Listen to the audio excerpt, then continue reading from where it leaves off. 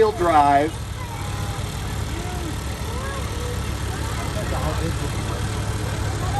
Oh, wow. This is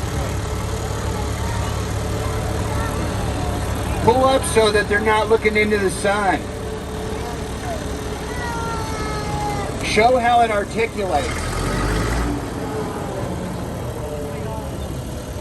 Now this tractor is a propane tractor. We've got two propane tractors here today. I think is a John Deere Model 70 and then this one. And this one is pretty rare. They don't have many that are still running.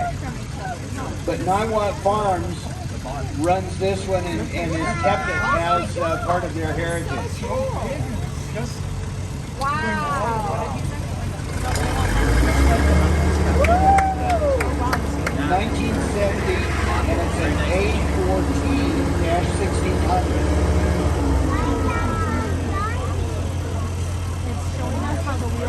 169 horsepower, 88-gallon propane capacity, and you'll see the tank as he progresses to the east. You'll see the tank behind him. That's wild.